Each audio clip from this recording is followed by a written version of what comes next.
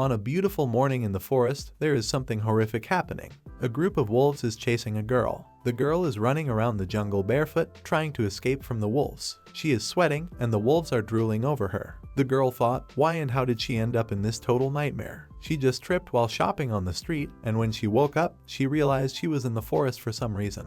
The wolves are getting closer, trying to hurt her as she's losing her strength to run. She stopped to catch her breath, but the wolves surrounded her. She started sobbing when a wolf tried to come closer. She thought there's no way she's tasty with how skinny she is. She commanded the wolf not to get closer and yelled for help when a wolf charged up, attacking her. The girl felt nothing as she thought, am I dead already? She further considered that she hasn't married yet, hasn't kissed a hot guy yet, and is too young to die. Is she going to die there? She doesn't feel any pain. As she opened her eyes after keeping them closed, she discovered a leopard standing between her and the wolves, and the wolf that had attempted to attack her had already been killed. The leopard roared toward the wolves, and they started leaving. When they left, the leopard faced the girl, and she thought, did this leopard save her? She has heard about dolphins saving people but never a leopard. The leopard started transforming into a human body. The girl freaked out seeing him converting as she thought it morphed into a human and a naked one too. The leopard edges closer to where she is sitting, observing her and thinking she is so pretty. How could such a beautiful female exist? He looked at her with an amazed expression. She is looking at him innocently when he suddenly started sniffing her. She gets startled by his actions and asks him what he is doing. She steps back from him and nervously asks why he isn't wearing any clothes. He replied to her question saying, so what? It's not like there's anyone around. She tried to escape him, but her ankle twisted and she fell to the ground. He asked her if she is alright. She cried in pain and thought, what did she do to deserve this? What's with all of this bad luck that's happening to her? She asked him what does he want and said that her ankle hurt. The leopard again gets closer to her, calling her female, and she told him she is fine and thanks him for saving her. The leopard happily introduced himself to her saying he's Parker. He is a male from the leopard clan and asked she is from which clan. She realized that she still doesn't know where is she. So if she says something out of place and gets burned at the stake, it will be over for her. She asked Parker's opinion, and he said that he assumed she was a member of the Fox clan because she was so attractive. She told him that maybe he should take another shot at guessing. He started mentioning different clans like a peacock, mermaid, tiger, bear, leopard, hawk, snake, and ape. When he said ape, she thought humans evolved from apes, so nothing should go wrong if she blend in with them. She told him that she's from the ape clan, and Parker asked her why she is alone in the forest as it is far too dangerous for females. She cautiously explained to him that she got separated from her clan members and came here by herself and inquired about the location. Parker grinned sheepishly and said that's alright then. She asked him what, and he replied that since she is a female and he found her, so from now on, she belongs to him. Parker transformed back into a leopard and said he will bring her back to his tribe. He gets between her legs, surprising her. She sat on his back as she thought, what the hell is going on? He started running, and she thought his fur felt warm, and he doesn't seem to harbor ill intentions toward her. She should be safe for now. They stopped near a river, and Parker started observing her, holding her face between her palms. He responded that since she was so alluring, he had to scrape dirt when she asked him what he wanted. Parker scraped the muck on her face with both of his hands. As he warned her to watch out for other hungry men stealing her, she became enraged at his behavior. She stepped up to the side of the river and dipped her hand in the water to wipe the mud off, but Parker warned he would claw her face up and make sure she would never be attractive again if she dared to do so. She thought that as violent as he is, he actually might do it. So she cutely said that she wouldn't clean her face. He said then, alright, let's go. She thought that she had to get a chance and escape from him once she arrives at the tribe or whatever it is. He's way too dangerous. Parker took her to his tribe, passing the beautiful mountains and river. When they got there, she said that she felt like she is in a zoo and questioned whether all beastmen are this attractive. Everyone there is gorgeous and seductive, some with long hair and some with short, golden hair. She thought that some indigenous people use face paint to display status and power, and Parker has more tattoos than anyone else. Does that mean that he has more authority? The crowd surrounded them, some mumbling. One of them said, Parker, where did he get that female from? Another one said she's so dirty. Then the other said, but she smells nice, he liked that. And the other said, look, she's still unmarried. Do you think she has reached maturity yet? She tightened her hold on Parker's fur and worriedly asked what they want. Parker roared at them dangerously, scaring the shit out of them. They stepped back and were scared when a woman's voice came as she said out of the way, get out. The girl thought that a woman's voice. Some beastmen from the crowd started saying that it's Eudor, she's so beautiful. The girl thought that, finally, if they are all women, they will be easier to talk with. But when Eudor and the other girls came into view, Eudor asked Parker how he found such a filthy female. The girl was shocked seeing them and thought, are they from the same clan? There's a big difference between the two genders. They have high noses and squinty eyes. They are wearing crop tops even though they have flabby bellies. With how they look, there's no way they are in the same league as the males in their clan. It's no wonder that Parker thought I am pretty. She felt sorry for the men in this world. Parker told them that he's the one who picked her up and she is his female, so they better back off. Parker left from there. The girl waved everyone by as they said, "Yeah, he is right." Eudora screamed at Parker, "How could he be like this?" She humped and said, "There is no way that she's worse than that filthy female." Other females told Eudora that calm down. She is the most beautiful female ever. They should cut Parker off from now on. Parker is the one who is blind enough to reject her. Parker took her to his house located at the edge of a cliff with a stunning view. Parker told the girl she must be hungry. He roasted some meat for her. He asked her what flavor she liked. The girl asked Parker which ones are there. He replied to her that he liked pinewood and sandalwood. If she prefers something else, he can cut it down for her later. The girl thought, "Our flavor is determined by what kind of wood it's roasted with. What a weird place." She told Parker that she is fine with whatever you want, and she asked him does he have rice. He suddenly became angry, grabbed her, and warned her not to even consider it. She thought about his sudden shift in expression and what's up with him. He is so scary. Parker told her aggressively that it's all because females like to eat rice and that males die of fatigue from working in the fields. He can get whatever she wants, but rice is impossible. He despises those entitled females. The girl thought, is farming really that dangerous? It can kill those powerful beastmen. So she said to him, so what if she doesn't eat it, and asked him why he is getting so fired up. Parker patted her head and said good girl to her. The girl felt pain in her ankle. Parker noticed and asked her what's wrong, and she replied that it's nothing. He checked her ankle and said you are hurt. He kissed her foot gently and said, I apologize for failing to protect you. Thump, thump, thump. A knock on the door was heard, and Parker called Harvey. Are you there? Parker is carrying the girl in his arms. Harvey opened the door and told Parker that he will break down the door if he kept that up and asked him what's the fuss about. Harvey saw the girl and was mesmerized for a moment by her beauty. Harvey asked Parker if the female is hurt and told him to bring her in. Parker entered Harvey's house carrying the girl. Harvey asked Parker, is it her face? She was stung by a bee, so you put mud on it. Parker said, no, she has a twisted ankle. Harvey touched her ankle, and the girl winced in pain and said that hurts. Parker took her face in his palm and said bear with it. It will be better soon. Parker reassured her with care and said don't worry, Harvey studied medicine in the City of Beasts. Harvey asked her if she can take her stocking off because he need to massage her feet to get the blood flowing. She said of course and took off the stockings. Her ankle had gone purple and had a bruise when she took it off. Harvey was shocked, and the girl thought if her foot is giving something away, are beastmen's feet different from hers? Harvey exclaimed, this foot is so beautiful, as he held it in her hands. Parker shouted at Harvey to stop staring and fix it for her. Harvey apologized for that and gets away to take some medicine. Harvey took out the ginger, and the girl asked him if he is going to use that to fix her foot. Harvey asked her if she know it, and he proudly explained that this is called a golden root. It warms your blood and helps with foot massages. The girl thought it's just ginger. Harvey massaged the ginger on her feet, and Parker shouted at him, don't you dare touch my female. He will do it. Harvey told Parker that he doesn't know how to do it and said what if he makes it worse. Harvey takes the ginger, scrubs it, and rubs it on her foot. The girl thought that it feels so good as the tears filled her eyes giving relief from the pain, but Parker pushed Harvey and placed the girl down. Parker told Harvey if that's all there is to it, he already knows how. Let him do it. Parker took the ginger from Harvey. Harvey annoyingly stood up and stared at Parker and the girl. Harvey said to Parker with those clumsy hands, you better be careful. Parker ignored him and asked the girl if this is too much pressure, and she replied to him shyly that no, he can go a bit harder. Harvey asked her to tell him who is better at massaging, he or Harvey. Harvey said in a low voice immature. Parker finished massaging her feet. Harvey responded to Parker's question about what else there is to do by saying, we'll see. Take this golden root with you and massage her occasionally. The girl observed all the herbs and thought, aren't these peppers? So, cooking ingredients are used as medicine here. That's strange, people don't season their food here, but they use spices as medicine. She is really worried about the taste of the food here. With these, things may turn around.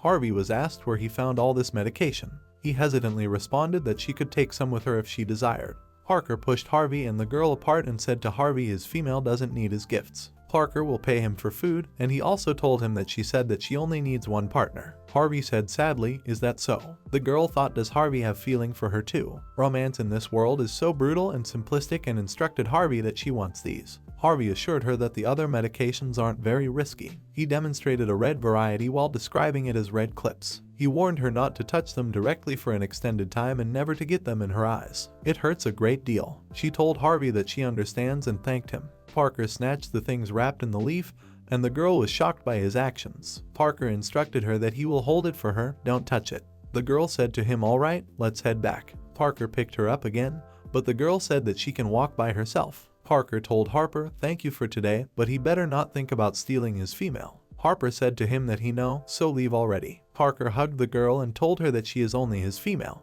Only his. The girl thought that feelings in the world of animals are way too straightforward. She almost can't handle it. Parker and the girl reached home, and he announced that they are home. Parker stated to the girl that she must be starving after all that. He placed a meat in front of her and said, dig in.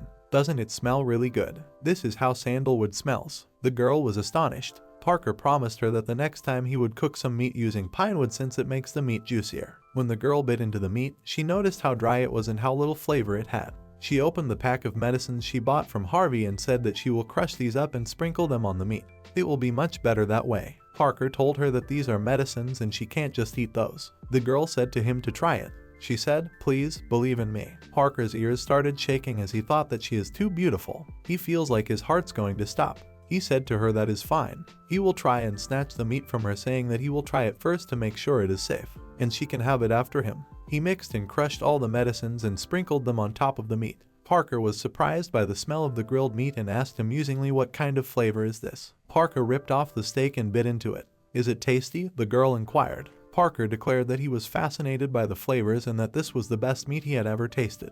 He kneeled in front of her and said he wants more and more. The girl feeds him, and he licked her hands too. The girl thought, geez, why is he being so nice to her? Parker lies on the ground and remarks that it has been a while since he felt this satisfied after eating.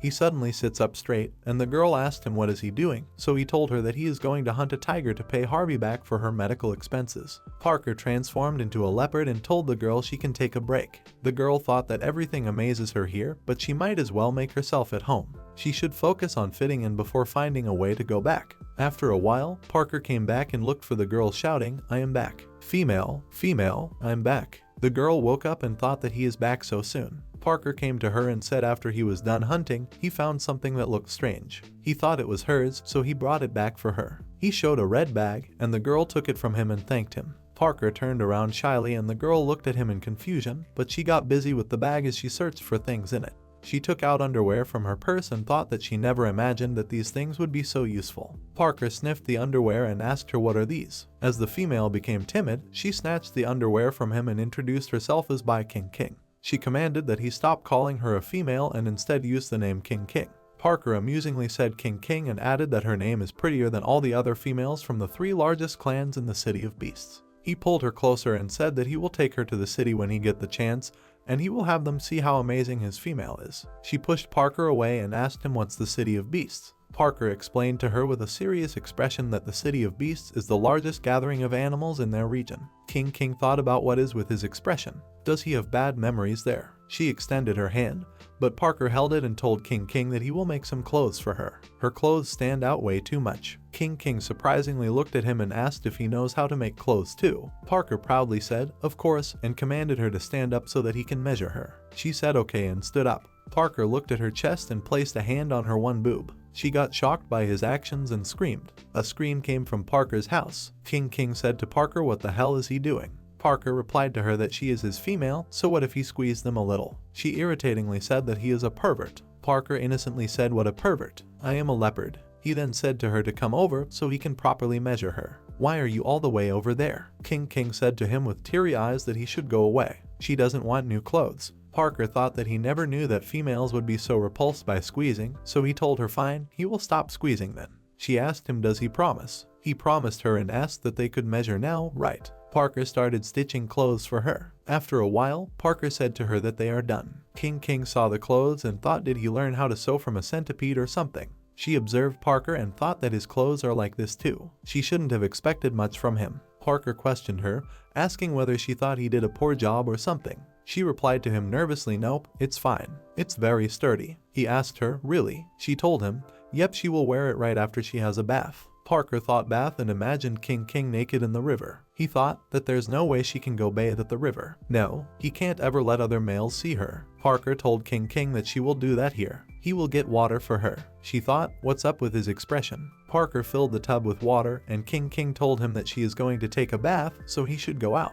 Parker said that they are a couple, and what kind of couple would they be if they don't take a bath together? King pushed Parker out of the room and said to him that's no excuse. Get out. She slammed the door close and said to Parker what is he trying to accomplish when he shuts the door and it becomes too dark. Parker told her it's so other males won't be able to see her. Get the job done quickly. If it gets cold, she will get sick. King thought that fine, it's not like he can see anything with how dark it is. Parker should be able to see. With those thoughts, she removed her clothes to take a bath. Parker saw her from a small glass window and noticed her. He observed her body and thought that this is a female body as he had never seen one. Parker saw her from the glass window and thought, is this what it feels like to have feelings for a female? He further thought, wait for a second, is he turning into a mindless idiot too now that he has a female? On the other hand, King thought, why does she feel weird, and turned around. She saw Parker from the window and jumped in the water to cover herself. She shouted saying there's a pervert. Parker blushed and turned around, transformed into a leopard, and ran away thinking so beautiful.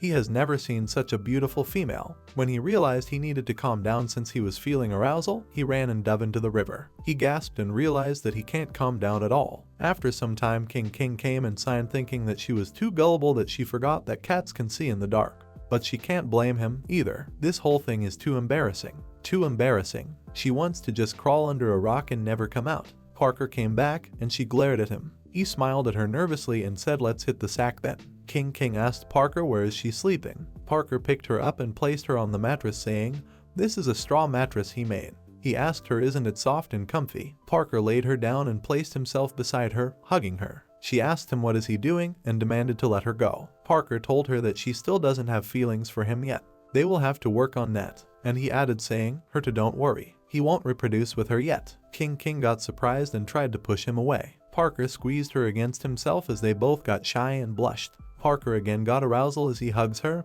and she screamed. He told her to not move around, he can still control himself. King said to Parker that he said he won't reproduce with her. He replied to her, of course. She said to him that he is still, but he cut her off and said to her all right, fall asleep. Parker thought lovingly that his heart's pounding like a drum. They fall asleep and woke up the next morning. King woke up first and realized in what position they were and thought they just stayed like this the whole night. She didn't dare to move an inch. As she was in her thoughts, Parker licked her head. She got shocked by his actions and sat up straight. She asked him why did he lick her. Parker told her that her skin is so soft, it turned red from a single lick. King saw him without clothes and shouted at him demanding him to put on some clothes. He stood up and puts his clothes on and said to her that he will get some more mud because he can't bring her outside like this. She asked him that don't he want her to be uglier. She has an alternative. Parker asked her what alternative. She pulled a mirror and an eyeliner out of her purse and put some dots on her face from the eyeliner. King asked Parker how's this? This should be fine, right? Parker said to her nervously that's good. She is way too ugly now. He's sure that no one would want her. She observed herself in the mirror and thought she looked like a country bumpkin. It will be a wonder if anyone falls for her. Parker said to her happily that he have nothing to worry about now that she looked like that. So he took her out of the house and said let's go. He will show her around his village. Parker and King arrived at the leopard tribe. The people of the leopard tribe gathered, and the people there started mumbling. One said it's the female that Parker brought yesterday, the other said she's so pale, and some others said she has a good figure and it's a shame that she's a bit ugly. King thought there are a lot of hot guys around here, and she's still unfamiliar with this place, so she can't just ask a random person to help her. A group of women was also there, and when she saw them she thought she should introduce herself and make a good impression on them. She said to Parker that she's going to greet the other females and left him there. She goes to other females and says hello to every one of them, and added that I am by King, and she asked them if I would join you guys. One of the females replied to her asking, is she the female that Parker brought? I am Eve, she said. There was one more female present, surrounded by males. Eve pointed at her and said that she is Eudora. King thought looking at Eudora and thought that she made her think of a mistress with lots of guys wrapped around her little finger. King said hi to Eudora. Eudora realized that this is Parker's female, and she thought that King had spots all over her face. There is no way she's better than her. Eudora walked away thinking King would need more than just a nice figure. Eudora walked over to Parker, placed her hand on his chest, and said to Parker that it's her estrus cycle right now. As long as he is willing to do so, she will reproduce with him, and they will have a whole litter of cubs. The other males got shocked and angry by her confession to Parker. One of them said, what?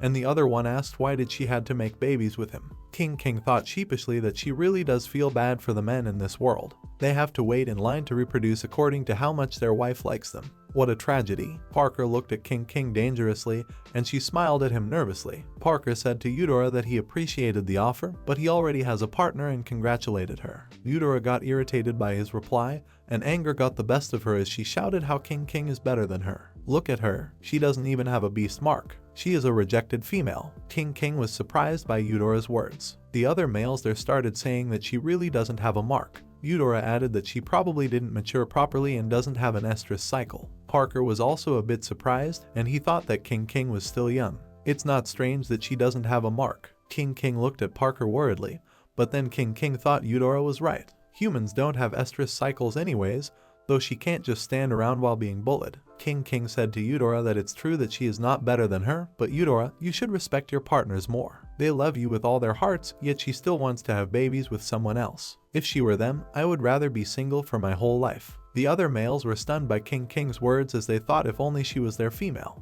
Eudora thought as that was what King was going for. She wants to disrupt how everything is done. So Eudora said to her, aren't she just saying that to appease the males?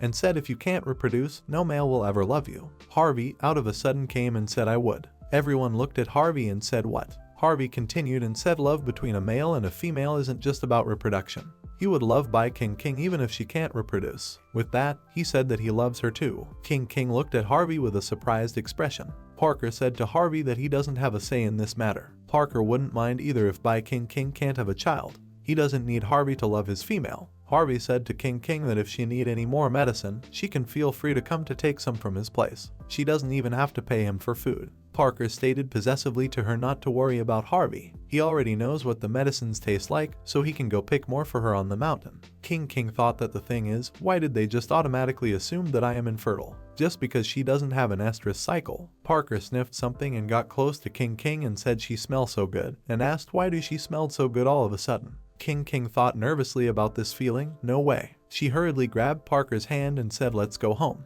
He asked her what's with the hurry, is there a problem? And with that being said, she started bleeding from between her legs, and everyone was shocked saying she reached her estrus cycle. Eudora was also surprised as she said what? King sat down on the ground and thought it's over. Why did her period have to come at such a bad time? Everyone started mumbling, and Eudora became agitated. Lifting King, Parker exclaimed that his female had entered her estrus cycle, and he is happy. King got shy as everyone stated that she has reached her estrus cycle. He ran to get to his home quickly. Eudora gets mad as her friend said to her don't be mad Eudora. By King just arrived at our tribe. They should be nicer to her. Eudora kicked the flower basket which her friend was holding in her hands and questioned what does she know about her. Eudora thought dangerously that by King, you just wait. Parker said to King that this is wonderful. Once she stops bleeding, they can reproduce and have cubs. King got shocked by his confession to her and said reproduction. She thought, are the periods the same as estrus cycles in this world? She told Parker that she is still underage. Childbirth will be very difficult. Parker said to her that an estrus cycle means that you are mature. She thought that she had her first one when she was 13, and there is no way that they start reproducing at 13, right? King asked Parker the females here, how old are they when they first start their estrus cycles? How long is each cycle? How often is it? Parker answered her saying about 15 or 16 years old. Each cycle lasts about 5 days, and it's once a year. She thought that they had one period a year. She was jealous of this thing. Parker asked her why she was asking that. Didn't her clansman teach her about this already? She replied to him about what is she going to do. She can't just let it bleed, can she? Parker placed some cotton in front of her in the basket and said he had seen females ask their partners to get these for them. Parker transformed into a leopard and cutely begged for some pats. She thought is he asking for praise or something, so she patted him on the head and said thank you. He got excited and was happy when she patted him. He left saying that he is going out to hunt and she should rest. He ordered her to don't move around so much as she is on her estrus cycle. King thought, why does he get so excited from a simple pat? She is so tired, but she is glad that she has a solution for her period though. She placed some cotton in its place and thought she is done. It's a lot better now that she has some cotton in place. She smelled something and thought that smell is really good. Is it dinner time? She saw meat and thought that there's so much. Parker entered the house, saw what King was doing, and said it's because she is in her estrus cycle and they will both have to eat more for energy. King questioned him that it makes sense that she have to eat because she is losing blood, but what does he need more meat for? He said while grinning, "It's for reproduction, of course." She thought, is he dumb or something? Why is reproducing always on his mind? King shouted at him saying she don't want to reproduce with him. He should send her back to the forest if he only wants reproduction. Parker worriedly asked her does she hate him that much. King said no to him and added that she is very thankful to him. She likes him too. However, she doesn't think their relationship has advanced to that step yet. If he is going to force her, leaving will be her only choice. Parker said to her there are more than just beasts in the forest. There are feral ones too. They will imprison her if they catch her. They will make her keep having babies for them, and they will hit her if she doesn't agree with them. They don't care about your feelings. She got scared about thinking of feral beasts. Parker stated that she is unaware of what wild animals are. He surmises that she received a lot of protection as a child. Parker explained what feral beasts are to her. He claimed that ferocious animals are beastmen who were turned away by females. Beasts such as snakes and lizards are all cold-blooded creatures. They have no regard for females. King thought she didn't know that they would be that horrible. Parker asked her does she still want to leave. She shook her head furiously. Parker then said then let's reproduce. She pushed him away and asked him why he is so impatient. He replied to her saying because the fertility rate is way too low, and if they miss this chance, they will have to wait until next year. King nervously told him that for her this thing comes every month. She can get pregnant almost any time. Parker was surprised and said that's impossible. Parker said that he has seen many different clans, and all of them have their estrus cycles once a year. Even the ape clan is the same. King got irritated by his behavior as she thought that she is a human and nobody here can understand her pain of having a period every single month. She calmly told Parker that they should build their feelings before considering reproduction. Parker got shy and didn't reply. After that, he smelled something and thought what is that smell? He then said that it's his meat. King thought to herself that she should keep things like this. If she still can't convince him by the end of her period, then she will confess that she is a human. Meanwhile, Parker goes to get his meat. After a while, King decided to go out of Parker's house as she thought all that goes on in Parker's mind is reproduction. She can't stand sitting around under the same roof as him all day. So she left the house and was roaming when she found Eve standing near a tree and called her. Eve looked back at her and asked by King where are you headed? She replied that she had eaten just before, so she is taking a walk. A basket containing cubs was being held by Eve. When King saw them, she told Eve they are very adorable and inquired about her cats. She informed her that they are her cubs and not cats. King nervously said sorry to her and added that she had never seen leopard cubs before. Eve told her it was alright, but she still hasn't congratulated her because she reached her estrus cycle, so it will be soon before she has cubs of her own with Parker. Eve let the cubs go to let them play. King told Eve that she doesn't want to reproduce with Parker. Eve asked her why. Does she dislike him? She replied by saying no to her question and said that she is thankful that he saved her, but given how quickly things are developing, she finds it difficult to accept. The cubs were playing with each other. They look so cute. Eve told her that having children is a woman's duty. Moreover, there aren't a lot of beastmen. They are the only ones that are keeping them alive. She said happily that if King don't hate him then she should definitely reproduce with him soon. She added that the more, the merrier. King shouted that she don't want to have babies this early. Eve got surprised by her expression and looked at her confusingly. King then said that what she meant is that she wants to reproduce after she has feelings for him. Eve told her that she should tell Parker that, then. She replied to her saying that she had told him, but he wouldn't listen. Eve thought for a few seconds and then replied to her saying that then she should threaten him. King nervously looked at Eve and said threaten. Eve replied to her saying exactly, say something like you will cancel the spousal relationship with him after you reproduce. Then he will definitely take you more seriously. She asked Eve if they can cancel their relationship. She told her that if they don't love a man, they can break off from them. Yet, men who have been abandoned will never again be able to find companions. Even if they rejoice with you, they won't. King thought that a male can only have one partner in their whole life. That is awful. Parker, who is at home, on the other hand, is pondering why King hasn't returned yet. As King arrived, he grinned and said, "You're back." She was questioned about her extended absence. He told her that she needs to put on fresh cotton. King hesitantly thanked him and informed him that she had decided to put off having children with him for the time being. Parker got surprised by her confession and said she is going back on her word. And it's not like she has other males. Who else is she going to reproduce with? She gently said, nobody, but added that she would end our marital relationship if he tried to force himself on her. Parker panicked after listening to her and said she won't dare. She replied to him saying why won't she? He can try if he wants. Parker expressed his disbelief and claimed he couldn't believe he had fallen for such a cunning woman. She assured him that their affection for one another can still grow naturally. After that, they can have as many babies as they want. She walked away after saying that. He said that there is no way she can be this cruel. She replied to him that he can keep dreaming. Then she goes out of the house and said she is off to hunt. He said to her to be careful out there. She said that it's such a beautiful day. She should go find some vegetables or something. It's unhealthy to eat meat every day. She needs some vitamins. She roamed in the forest and found sprouts. She ate them and thought these sprouts taste really refreshing in the summertime. She continued her hunt, but she didn't notice that there was a big hole in the ground.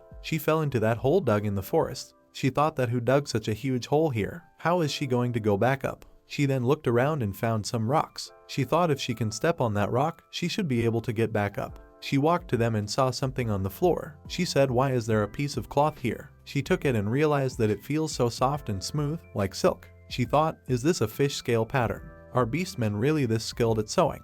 Who left this here? Maybe it belongs to someone in the village. She thought she should bring it back and ask Parker about this. It's surprisingly heavy, considering how soft it is. So she took it with her and goes back to the house. When she gets back, she announced that she is back. Parker was summoned, and she showed him what she had discovered. He was shocked as he took a glance at the material. Parker threw the material in the trash and questioned King about where she got it. King replied to him saying by the lake and asked why. Parker was shocked and said how could it be. She asked him what is this thing. He told her that there is a feral beast in the village. She asked him that didn't he say that they don't come around these parts. She asked him worriedly what kind of fabric is this? Why does it have to do with ferals? Parker replied to her saying King this is not a cloth. This is an adult snake man's shredded skin. Parker said that adult snake would use their skin to appease their spouses. This one seems to be quite good at that. It's a shame, though. King asked him shame, why? Parker hummed and said angrily that it's a shame that it's in his hands now. He's going to burn it for trying to attract his woman. King said to him no, that belongs to someone else. They should give it back. He replied to her that no, they don't. Ferals are dangerous. He added that trespassers aren't to be taken lightly. Not only he is going to burn his shed skin, he is also going to gather some people to hunt him down. He said so, but King ran away taking the shredded skin with herself. When Parker saw she was gone, he said that this idiot, he already said that ferals are dangerous. King ran and thought that she have to give this back, but she ran into someone along the midway. She saw him and thought, who is this? He is so handsome. He has twice as many tattoos as Parker. Red hair, but two heads. Parker shouted from behind King and told her to get back here. But she didn't listen to him and thought that could it be that this person is feral. The feral picked King up and embraced her. He thought that she liked his shed skin. She doesn't seem very pretty to him, but also considered that she doesn't have any spousal tattoos. He further thought, is she underage? Parker transformed into a leopard and roared dangerously. He attacked the feral, but the feral swung his tail and hits him. King panicked and shouted Parker's name and told the feral to let her go. Parker thought that he underestimated him, and he didn't realize that he could be feral with 4 marks. Parker roared again, and his village males listened to his roar. One said what's going on while the other said that sounds like Parker. They decided to take a look as something must have happened, and they reached where Parker, King and feral were. They saw it and said it's feral. One said that it's a snake, and he has Parker's female in his arms. Parker is injured, so the other one said worriedly to help him.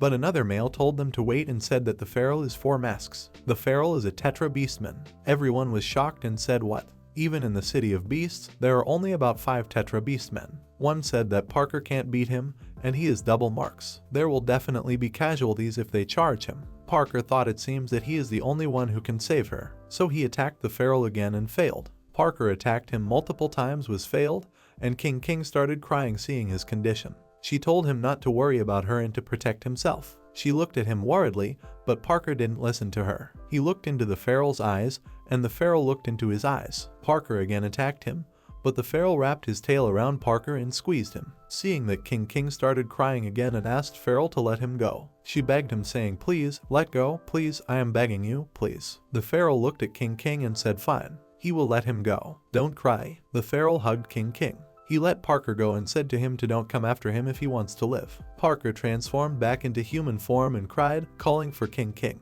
The feral brought her into a cave, and she wondered if this cave is his nest. He puts her down, and she thought, is he going to reproduce with her right now? No, she hates snakes. She thought she did rather die than give birth to the snake's eggs. The feral looked at her and thought such a dull reaction. She has obviously never touched a man before. That proves beyond a shadow of a doubt that she can be his. He introduced himself to her saying, his name is Curtis, and asked her what is yours. She trembled and didn't reply to him. He said then he will call her Snow. He asked her that females have to eat every day, right? King then yelled at him saying she don't need him to care about that.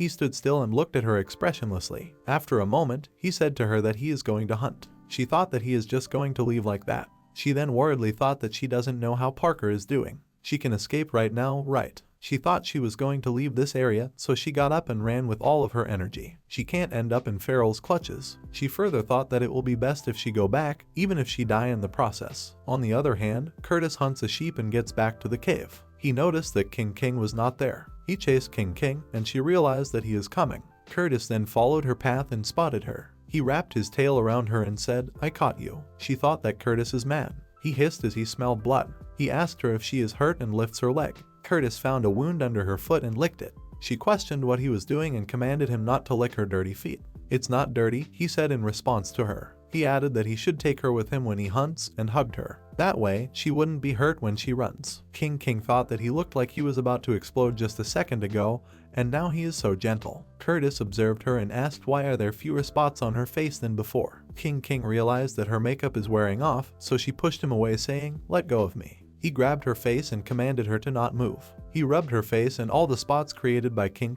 came off. Her face got cleared and he was surprised by what just happened. Curtis said to her, "Snow, you are a beauty." The Pharaoh took King back to her cave and told her to don't try to run anymore. She is not going to succeed. He doesn't want her to get hurt again. He added that she should wait obediently until he gets back. He is going to get food for her. He said he would be back soon, and he left. She thought about what she should do. She can't escape like this. She has been afraid of snakes since she was little and wouldn't even step in their tracks in the mud. And now she is imprisoned by a python. She goes to a pond and dips her foot inside the pond. She got emotional thinking about all of this, and she started crying. She thought that she still feel a damp coldness on her skin.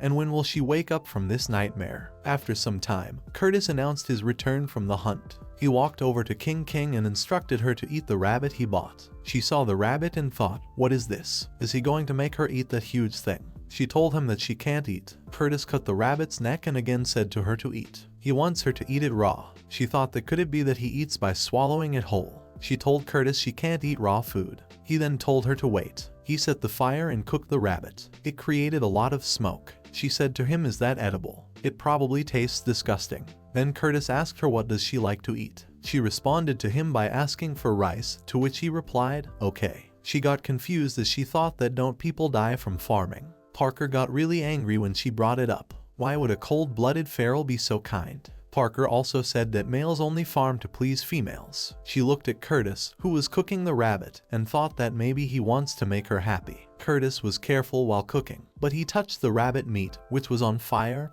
and burned his finger. She watched him and thought, was he burned? Snakes hate fire. He has probably never done this before. Curtis came with the cooked meat and told King it's done. Eat up. She took a piece of meat and said this will be enough. He asked her if that's all she is going to eat. Curtis then said to her that since she is not hungry, it's time for bed. She curiously thought he is not going to reproduce with her, right? She pushed him away and told him that she is not tired yet. He should sleep first. He said to her okay and went to sleep first. She thought, why is he so easy to talk with? He doesn't seem as eager to reproduce as Parker does. It doesn't look like he is going to come near her tonight. She felt tired and wobbled. She was about to fall to the ground, but Curtis catches her. He puts her on top of himself, making a bed from his tail. And she slept there. She woke up in the morning and screamed, "Ow." Curtis also woke up due to her scream, and she thought why she is sleeping on top of a snake. He asked her what is wrong, and she further thought this is disgusting. She hates snakes. She can't believe that she slept on top of a snake last night. And oh my god, his tail is still wrapped around her. He looked at her and said let's go. She got confused and didn't move from her place. He then turned around and told her that they are going to the village to find some rice today.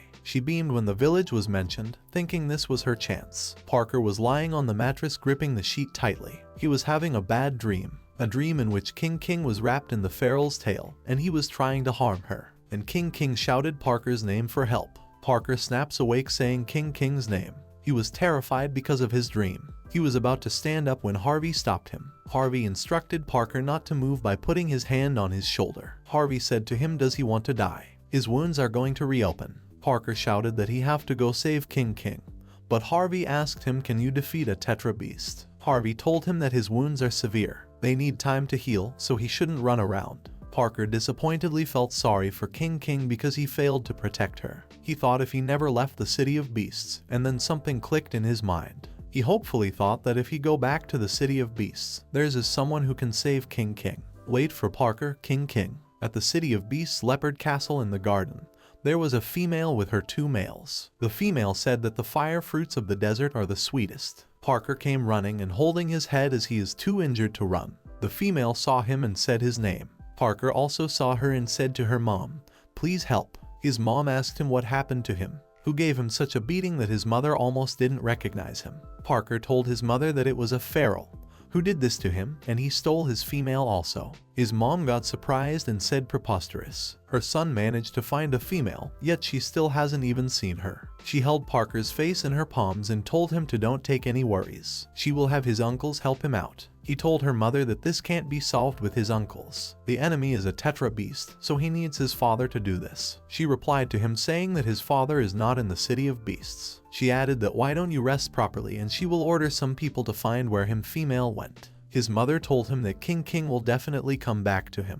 On the other side, in the sheep village, the people of the village saw someone coming and thought, who's that? The people around there started whispering, is that a feral? He has 4 marks. Shush, don't look at him. Keep working. King thought that why aren't these people driving feral beasts away? Curtis told her that the people here are all herbivores, so they naturally fear him. The people around them are nervous, and no one dares to say anything to Curtis. King thought that it's no wonder that they look so terrified. As they were roaming in the village, more people came and started whispering with each other saying he is holding a female. Oh my, I can't believe such a beautiful female exists. She must have been nurtured carefully by a big tribe. With a menacing gaze, Curtis warned everyone that they should be ready to die if they touched his female. He swung his tail and attacked the sheep standing there. He warned them to not look at his female again. Everyone looks at him terrifically and is scared of him. Curtis slaps on a counter, and the sheep behind it asked him what is he here to trade for. Curtis said rice. He will have all the rice in stock. Curtis said, showing a crystal that he wants all the rice they have in their village. The shop owner saw the crystal and was surprised and thought that it is an energy crystal. A big piece like this one can buy a year's worth of salt for the village. The owner exclaimed with excitement, telling everyone to bring out all of their rice, as the snake would be purchasing it all with an energy crystal, and emphasized that they would no longer need to worry about salt. King wondered what kind of jewel is that. A single piece can buy a whole village's worth of rice. Everyone packed their rice in the sack and put it in front of him, and said this is all we have in the inventory. The owner added they will give him more after next month's harvest. Curtis said good and asked King if there is anything else she want. King felt dizzy and was about to collapse when Curtis noticed and caught her calling her Snow. She was sweating and wondered what is Curtis saying. Her head, she feels so nauseous. After a while, someone saying how is she doing was heard. King opened her eyes and heard an unfamiliar voice. Someone was saying you call this taking care of a female. If this went on, she would have died. An old sheepman was shouting, saying you didn't even notice anything after she was chilled to the bone. He added you ferals are all the same. He wouldn't be surprised if she dies in his care. King entered the room and said it's fine. When Curtis approached her, he gently held her while saying to her, "You're awake, Snow, how is she feeling?" He inquired. She said it's just that last night was a bit too cold. The old sheep heard her and said what? He didn't even cover her with shed skin. He should have at least held her. The old sheep then said to King don't worry little female. He will educate Curtis properly for her. He won't treat her this horribly ever again. King thought that women in this world were treated much better than she expected.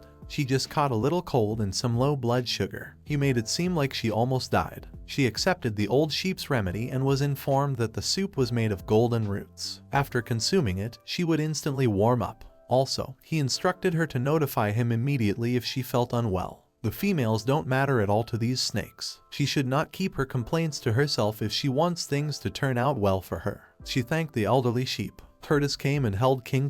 King asked the elderly sheep can she have some medicine. He replied to her saying sure and asked her what does she need. She pointed at some medicine and said these. The elderly sheep said alright and told her that the red ones are quite powerful and she should never touch them with her bare hands. She replied to her saying, I know. He said to her don't be afraid. She was about to grab the medicines, but the elderly sheep patted her hand to stop her. King wondered what he was getting at when Curtis appeared from behind her and hoisted her, saying, Snow, if she feels better, they're going.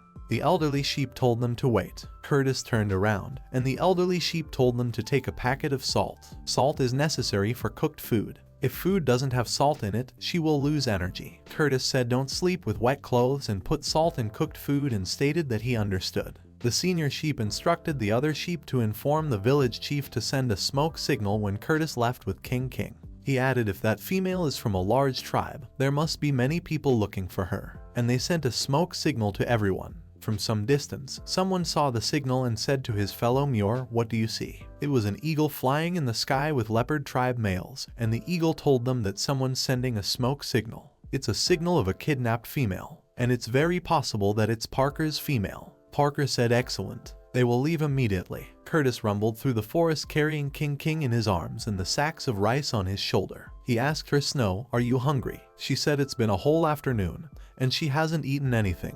So, of course, she is hungry. He held the sack of rice and told her to eat up then. She took that sack from him and said, are you joking? He wondered and asked her if rice are supposed to be roasted too. She is speechless now and thought they don't have any pots. How is she supposed to boil rice? Then she saw some bamboo and said that she can make bamboo rice with the help of bamboo. He questioned bamboo rice. King King told Curtis to find some sharp rocks for her because she need to cut some bamboo. He said to her that's simple enough. With a whoosh, he cut the bamboo with the help of his sharp nails. King King thought he is really strong and wondered are his fingernails were blades. Curtis asked her whether she liked them and said he can give one to her. She got scared and thought that he will literally tear his nail apart from his skin to give her one. She wondered if he is giving her a fingernail. He was serious, so he took his tail and tore a scale from the tail to give her and told her to be careful with it.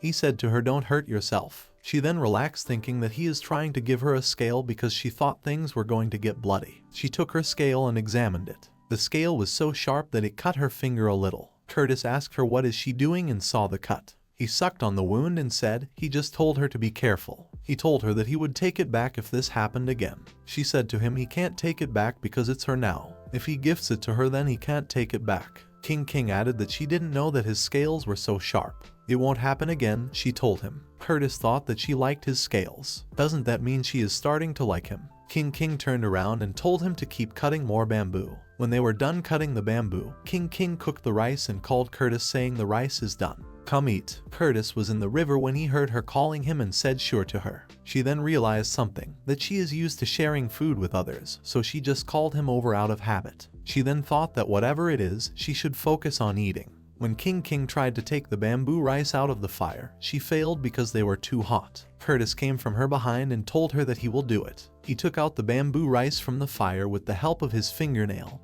and cut it open for her. When she saw the rice, she got excited and said to him it smells so good. She hasn't had rice in a long time. It's delicious. Curtis looked at her admiringly and said as long as she is happy. After a while, Curtis asked her, Snow, are you full? And told her that they should be going if she is full because it's almost dark. She got surprised and said she is coming to him. Curtis carried sacks of rice and bamboo on both of his shoulders. She looked at him trying to control her laughter which she miserably failed. She erupted in a fit of giggles. She reacted anxiously when Curtis questioned her with a straight face, why are you laughing? She said, it's nothing. Curtis touched her face gently and said he is carrying all of her things, so it might be uncomfortable for her if he carry her. So he suggested to her to sit on his arm. She agreed to him and sat on his arm, and he left for their home. On the third day of King King's captivity by the snake, Curtis called King King and said, come here, while they were still inside the cave. She becomes anxious and asks him what he wants because she believes he was acting fine earlier. Why is he all of a sudden? She scrunched up in the corner. Curtis wrapped his tail around her to pull her closer. He brought her closer to himself, and she asked what does he want. He replied to her that he is making new clothes for her. King King said new clothes. There aren't any furs here. And then she thought that Curtis's skin can make clothes for her, but that is only for spouses. So she told him she is fine with what she is wearing right now. She thought that it's a snakeskin she will be wearing. She got goosebumps just thinking about it, much less wearing it. But Curtis didn't listen to her and started removing her top. She screamed when she realized that he was removing her top, and he tossed it. King King covered herself with her arms, calling him a pervert snake. She started sobbing while he observed her and poked her chest and thought, is this what a woman's body feels like beneath her clothes? He poked her chest again, and King King got irritated with tears in her eyes and started crying. Curtis asked her with a straight face, did he hurt her? He pats and rubs her shoulder to stop her from crying. he realized that females are really soft. She escaped from his grip and lay on the rocks, covering herself from him. He approached her from behind and told her to get up. She said no to him. He then told her he will not poke her again and demanded she gets up. She told him, crying, that he ripped her clothes off, so how is she going to get up? He told her he will make new ones for her and attempt to hold her, but she shies away from him. He stated to her that she can be bare naked. At least she won't be as cold as wearing wet clothes. After hearing him, she sits up straight, showing her body to him, and told him, just make new clothes for me then. He observed her body and was about to poke her again, but she slapped his hand away and shouted at him, pervert. He asked her, what is a pervert? Anger fumed in her body and her ears and eyes got red. She yelled at him, telling him that perverts are people like him. She then asked him with anger, is he going to make clothes for her or not? He half smiled and said, yes, I am. Please wait. He took his shredded skin, cut her according to her measures, and when it was finished, he told her to try it on. She tried it and said that it's a little loose. If only she could tighten it with a thread and needle. He said to her to hold on and goes deeper inside the cave to search for something. After a few minutes, he came back with a needle in his hand. Curtis told her to turn around as he stitched her top and said, don't move. It will be done soon. He was doing his work and King looked at him and thought, to be honest, he is still pretty handsome. Curtis looked at her and thought, she is staring at him so much. He knows that Snow likes him. She is just too embarrassed to say it. She looked away and thought, this is way too embarrassing. She finds it hard to comprehend that he kidnapped her. When the top was done, he told her that it's done, and she hummed. She said it should be fine. Curtis then pointed at her skirt and said, take it off. He will make a skirt for her too, and told her to let him measure. She again yelled at him saying, he can't touch this one. She thought if he thinks it's fun to start poking around down there, it will be over for her. She nervously told him that it's better if it's a looser dress. A skirt isn't very convenient. But then she realized what she is saying. A snakeskin is supposed to be for spouses to wear. How is she going to escape him now? He nodded and said he will make a bigger one for her, as long as she is satisfied. When the skirt was done, he showed it to her. King was in her thoughts when he showed the skirt to her. She said that she will just take it. She took the skirt from him and said, I will be taking it. She wore it and looked gorgeous, but the cut of the skirt was big, so she told him that it's a bit breezy. She doesn't feel safe at all, she added, telling him that she still wants a smaller one. He stated sure. And outside of the cave, King's older clothes were floating in the pond, and someone picked them up. They picked the cloth from the river and sniffed it. He said that it smells like Parker's female. Near the eagle told them that the smell from the Pharaoh's estrus cycle hasn't dissipated yet. He will go on ahead. If they fan out, they should be able to catch them. Other leopard males said yes, they will split up. King and Curtis were in the same pond and listened to their conversation, so he covered her mouth as she tries to scream for help. She tried saying, no, don't go. Curtis sinks into the water, taking her with himself inside it. She again tried saying, come, I am here. She started running out of breath. Curtis held her and said, breathe. But she couldn't breathe because she is a human, and humans can't breathe in water. So Curtis closed the distance between them and connected his lips to hers to pass some air into her. He kissed her to give her some air. When the leopard tribe males were gone, she came out of the water, gasping for air. She couched at the side of the pond, filling as much air as she needed. When Curtis came out, she looked at him and said he knew that they were going to come, so Curtis didn't let her finish her sentence and told her she is his female,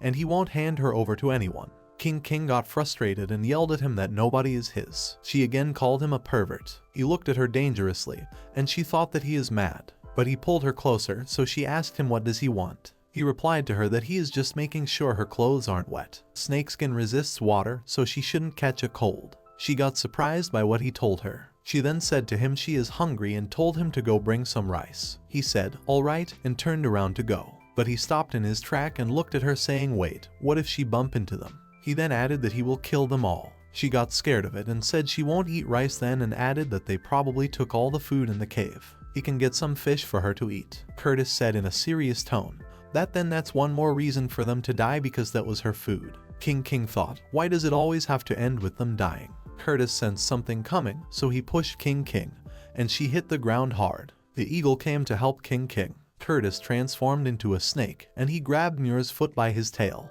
He pulled him down towards himself and bit his neck. Muir winced and screamed in pain, and the leopard tribe males get to know that the voice was of Muir. So that is it for this video, guys. Hope you enjoyed it. Make sure to like and subscribe for more. Thank you for watching. See you in the next video. Bye.